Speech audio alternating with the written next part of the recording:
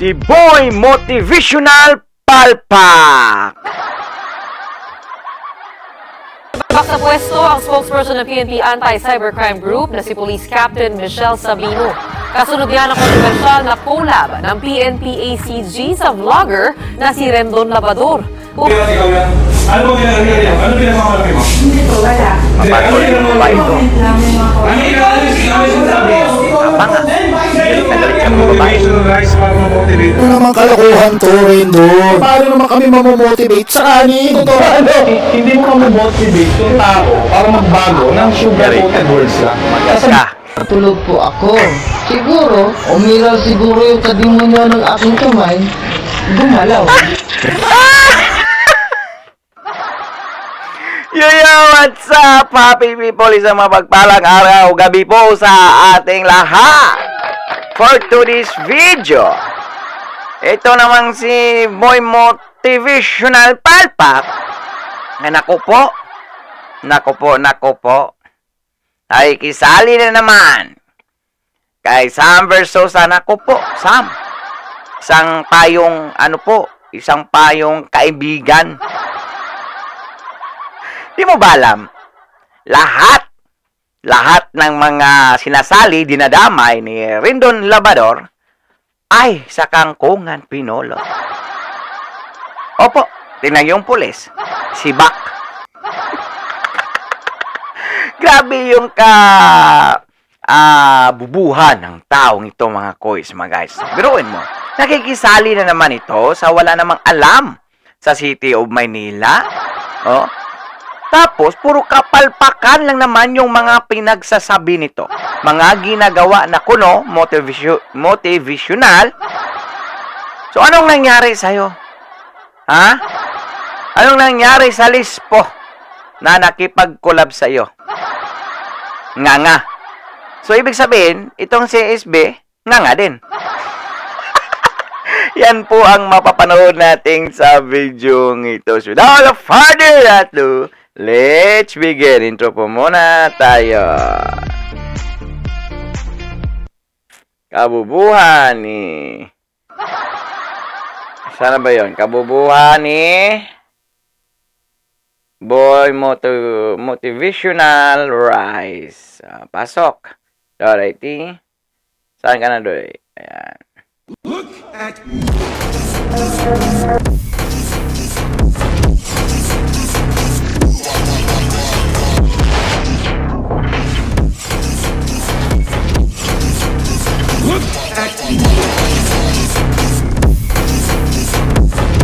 Pagpalay kayo ng buong may kapal.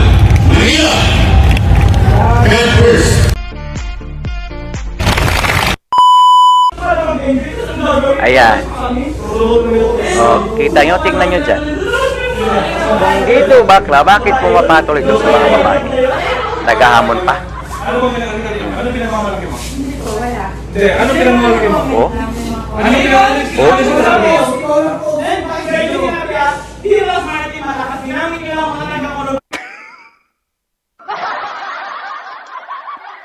Nagresulta po ito sa persona non grata dyan sa may Palawan, mga kois, mga gayas, no? Itingnan nyo naman yung ugali na dyan. Ugaling kalipo kasama si Rosmar. Oh? Ganon po ba ang isang motivational na tao? May magaling daw siyang mag-motivate sa mga tao sa pamamagitan ng isang rice na napakamahal, pinakamahal na bigas sa isang cup. Yan, persona non grata po yan. Baka naman, pagsasali pala ba itong taong to, baka sa Manila naman ito persona non grata, ha? Ha? Sa kakaipal mo, ha? Umiyak na si Rosmar. At lalo ginamit yung mga staff para mag-assist sa inyo. Tapos wala kayo inabot. Inisip kong doon. Ako naman ng 3,000 last month. Hindi ko lang yung ganun. Ano ba pinakamalaki mo? Sino po ba kayo dito? Ha? Sino kayo dito? Ha? Bakit hindi ka nabigyan? Pumunta kami dito. Grabe, ha? Grabe talaga. Sino ka dito? Akala mo naman lalaki yung kaharap niya. Pero wag ka. Mamaya, makikita mo rin yung lalaki kaharap mo. Basta, Walang walang duguan ha. Walang iyakan ha. Ba't ka baka iyak ka pag lalaki na talaga yung magkakalaban mo. Yan, tapang-tapang mo kasi nga, babae yan. Tarantadong itong boy motivational palpak ito. Pumunta kami dito para tumulong. Nagduro pa. Tumutulong na kami. Sino ba nagmamalagay nito? Wala. Pag pinapayagan niyo yung mga ganitong staff ng munisipyo, dapat kayo na yung gusto na mabigyan. Ang di niya alam, yung dinuduro-duro niya ay empleyado ng munisipyo. Sa sobrang atapang niya, atakbo naman kung may kalaban, yon ang napala. Kasi nga, sobrang matalino, bubo naman. Ha? Ayan. Sabi ni Rosmar, pasensya na kayo kung tumatahol yung labrador ko. Ginawa ng aso. Panay motivational rice kasi. Kinakain, walang nutrisyong nakukuha. Paano? Ayaw ng dog food. Panay kain sa kanyang napakamahal na rice. Tapos, maliit lang pala yung utak. Patunay na hindi talaga nabibili ng pera ang katangahan. Aminado. Ang putek. Meron pa tayo papakita dito. Ayan. Baka akala nyo, wala tayong mga ebidensya dyan. Nako, ganun din mangyayari dyan kay Sam Versosa. Talagang palpak din talaga yan. Asahan nyo yan. Yan ang asahan po natin. Kasi nga, itong Rendon Labrador na to, kahulang na. Ano naman kalokohan to, Rendon? Paano naman kami mamomotivate? Sa amin, totoo lang guys, wala akong balak magpunta dito. Motivational o ng business lang po? Estratehiya ng mga business? Sino bang kakain dyan? Napakamahal. Ha? Ibahin mo ang ugbo ni Yormes Comerino dyan sa may BGC. Napakamura, affordable pa. Tingnan po natin kung magkaano dito yung mga presyuhan. Pero ang daming tags at comments tungkol dito sa motivational rice sa mga videos ko. Since napakalapit lang to sa bahay ko. Hindi ko nadadaan tuwing paalis at pauwi ako ng bahay. Isip kong puntahan na rin. Hindi ako nagpunta dito para suportahan si Rendo. Gusto ko suportahan yung mga taong nagtatrabaho ng marangal dito. Hindi nga pala to paid video. Nagbayad kami dito. Grabe yung makikita nyo na medyo above average ang mga presyuhan dito. Kaya pala, nagsarado na. Above the price pala kayo, ha? Sa rice pa lang, wala na. Talagang loging-logi ka na. Sa 150 pesos mo, makakabili ka niya ng 4 na kilo siguro. O 3 kilo. Magsaing lang ako sa bahay ko. Tapos, bibili ako ng karne o kahit anong karne o isda. Busog na busog pa ako. Yung 2,000 mo dyan, iwan ko lang kung hanggang tilaok lang. Lalamunan lang. Hanggang lalamunan, hindi naabot yata sa stomach mo yan. Kaya pala nagsarado. Kita nyo? Kita nyo mga course magayas. Yung pattern, puro palpak ang ginagawa nito. So, ibig sabihin, sige, hayaan po natin siya. Hayaan na po natin siya na kumampi doon po kay SB, kay Sam Versosa para palpak at sabay-sabay niyang iiyak pagkatapos ng eleksyon. Natandaan nyo pa? Mukhang nag-guest po ito ni Yormes Comerino doon sa kaniyang programa sa Discovery Night, Ganon po talaga ang tao pag nababayaran ay talagang walang kaibigan iyan. Basta may puhunang pera. Yun yung magbabago sa'yo Ngayon. Di ba? Hindi mo mag-motivate yung tao para magbago. Ang akala talaga niya ay talagang tuwang-tuwa si Makagago. Ito namang bubo, kumagat. Hindi niya alam, pinain lang pala ni Makagago. Parehas kasi yan mga gago Kaya ang resulta talaga niyan, walang magandang na idudulot. Panoorin natin ito kung sino ang iiyak. Sugar-coated words lang. Sasabihin ko sa'yo kung ano yung kailangan mo marinig. Okay? Yun siya eh. Di ba? Nagkataon lang bro na na-highlight yung bobo ka. Na-highlight kasi sinasamahan na raw ng tao. Kasi ako, naging bobo rin ako. Aminado. Hanggang ngayon pa naman kasi, ubob ka pa rin. Walang pagbabago. Hindi din ako dun eh. 1 hour later. Ayan na. Kumagat siya doon sa event ni Makadago. Yari ka ngayon. Banggaan na ng dalawang malaking tao. Uy! Agoy, sinuntukin! Sinuntukin!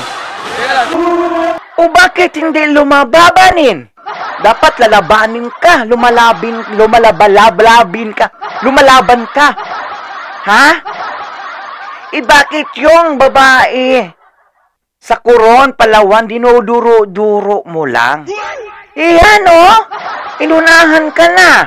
Piniktusan ka na. Binigwasan ka na. Kahol ka lang pala. Ayaw mo palang mangagat. Linti ka. Kalaki-laki mong damulag. Iwala ka naman palang bayag na lumaban sa maliit pa sa iyo. Tapos, gusto mo pang ipagtanggol si SB? Ha? Baka na-scam ka rin. Paras naman kayo eh. Di ba? Wala kang nagawa eh. Umiyak. Ba't kus umiyak ka lang? Ketchup, amor. Nice bro. Good job. Ito namang si Madam Lespo ay talagang sumanib sa kabubuhan itong Rindo na ito. Kala ko ba, pag ganyan na yung higher rank ka na, is lang matalino. Pero bakit nagpasulsul ka at pumayag ka sa gusto na mangyari ni Rendon Labrador, the motivational palpak? Anong nangyari sa iyo ngayon, madam? Kangkungan. Ito kasi yung nangyari dyan. Kasi nga itong isa, bida-bida, akala mo kung sino kagaling, katalino. Anti-cybercrime group na si Police Captain Michelle Sabino. Kasunod yan ang kontrobersyal na collab ng PNP-ACG sa vlogger na si Rendon Labrador. 1 hour later. Sinalakay ng mga otoridad ng isang online lending company sa Makati na umano'y nangaharas sa mga kliyenteng hindi nakabayad.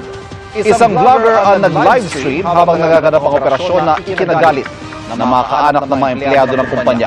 Sinalakay ng Presidential Anti-Organized Crime Commission, PNP Anti-Cybercrime Group at Securities and Exchange Commission ang gusaling ito sa Salcedo Street, Makati City para tugunan ang reklamo sa kanila na rito ang opisina ng isang online lending company na umano'y nangaharas sa mga umutang na hindi nakababayad sa kanila. Nasa operasyon din ang vlogger-influencer na si Rendon Labrador. Nakikipagtulungan na po tayo sa PNP para Nakasaad sa caption sa Facebook Live ni Labrador na nahuli na raw ang mga empleyado ng umano'y illegal na lending company na inalmahan ng mga kaanak ng mga... Take note, nahuli na daw itong mga tao. Pero, basta, panoorin nyo. Empleyado na napasugod tuloy ang mga kaanak sa gusali. Hindi mo dapat ganun yung caption niya sa FB na parang kala mo, yung mga may kasalanan. Is may kasalanan agad. Naipakita rin daw kasi sa Facebook Live ni Labrador ang ilan sa mga mukha ng mga empleyado. Parang asong ang bait na. Paliwanag ng PNP Anti-Cybercrime Group, may collaboration ng ACG at si Labrador kaya siya nasa operasyon. He is asking for a partner. Saan ka makakita? Ordinaryong tao ka, public figure ka, pero wala kang karapatan na makisali sa mga operasyon ng mga pulis kasi hindi ka lispo. Hindi ka nagtatrabaho dyan sa isang organisasyon, which is yung mga kapulisyan dyan natin. Malayo yung level mo dyan kasi nga ubog ka eh. Tapos makikisali ka, ito namang si Madam, hindi man lang nag-iisip, ba't sinali pa si Boy, palpak, motivational, palpak? Nadadamay ka ngayon sa kapalpakan mo, Madam. Kapalpakan ni Rendon, Madam. With me, with us, with ACG, na tutulong siya with the advocacy. Yung Boses ng Bayan kasi, ito ay partnership namin with the PNP. Advokasya pala yung gumagawa palagi ng kapalpakan. Wow, ha? Palakpakan! Advokasya niya, motivational, palpak. Kaya pala, malamang sa malamang, ganun ding mangyari ni SB nito. Puro kapalpakan din dito kasama si Makagago. Ha? Kasama si Makagago. Para sa advokasiyang may pagtanggol yung mga ordinaryong tao. Kaugnay sa mga nakita mukha ng Advokasiyang ipagtanggol ang mga ordinaryong tao. Advokasya ba iyon na dinadamay mo sa iyong live na ginagawa na hindi naman pala kasali ang mga iyon? Ha? Wala pang mga kasong mga iyon. Ayon pumalag yung mga magulang kamag-anak. Yari ka tuloy. Mas yari yung lispo na nagpasolsol na sumama ka. mga empleyado sa Facebook Live ni Labrador. Sinabihan naman daw ng ACG ang mga empleyado na magtakip ng muka. Hindi pa siya sanay sa ganito. It's a work in progress. I'll guide. Kung kailangan. Hindi pa pala sanay, Madam. Isinama nyo na. Ano yon? Lispo ba yan? Media ba yan? May advokasya bang puro palpak ang ginagawa? May advokasya bang pumapatol sa mga babae? Ha? Eh, pinatulan naman ng lalaki. Ayaw naman lumaban. Kahol ng kahol, ayaw naman mangagat. Parang asong ulo lang talaga. Tapos ngayon, may pakampi-kampi ka pa kay Sam Versosa. Nung gusto nyo, skamin nyo, mga manilinyo. Wow! Uy! Wow! Suluhin nyo lang yung kapalpakan nyo. Huwag nyo nang idama yung mga tao, mga manilinyo. Ha? Tarantado. Tatry ko naman na maging careful para at least maiwasan yung mga ganito. Tabak sa pwesto ang spokesperson ng PNP Anti-Cybercrime Group na si Police Captain Michelle Sabino. Kasunod niya ng kontrobersyal na collab ng PNP ACG sa vlogger na si Rendon Labrador. Pati si Tolpo tumawa eh.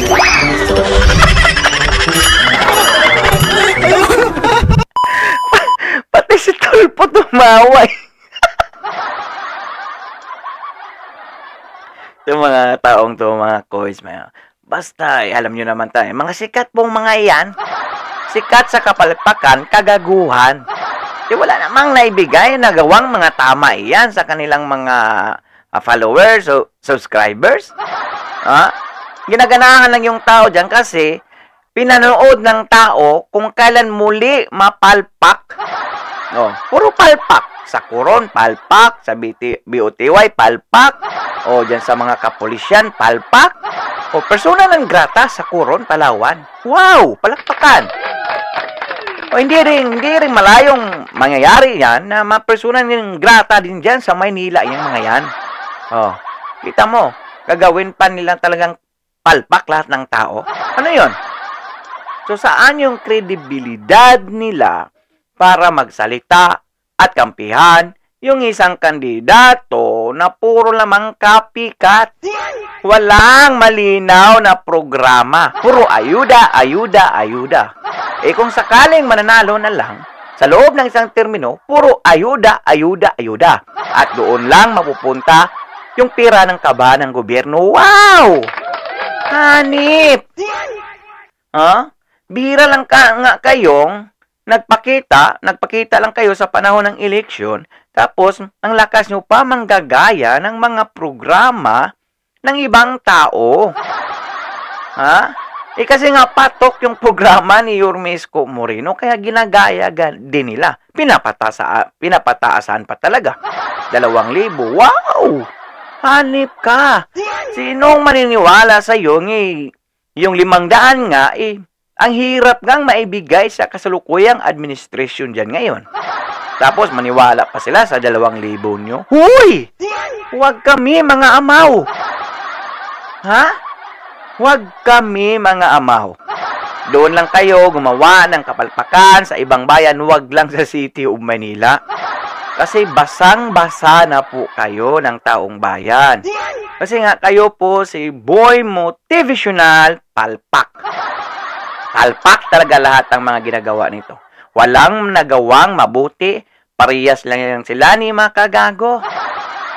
Pangalan pa nga, makagago na. Sa personal, gago talaga. No? Basta kumita ng kumita lang mga yan. Walang pakialam yan. Walang pakialam talaga mga iyan. Kasi nga, yan yung mga isang part o isang linya ng mga tulunggis ni Idi at Pati. Oh. So, ngayon, napapatunayan natin, so saan yung kredibilidad nila dyan? Kapalpakan? Na palagi nilang ginagawa? Tapos, may pa-concern pa sila, pa-suporta sa isang kandidato ding isang palpak na walang resibo? Congressman na walang resibo? Ano yun? Paano nyo papaniwalain yung manilinyo? Yung ganyan din yung mga gawain nyo. Mga amaw. Ha? Grabe talaga mga kois magayas. Ano pang yung opinion at reaction sa video ito? Paki-comment down below sa ating message section. Mga kois, mga gayas. Okay? At dahil umabot po kayo sa dulo ng ating video, may karapatan po kayong mag-like, share, and subscribe. So for now, I'm good. Manila, God first. God bless all. Peace. Bye-bye.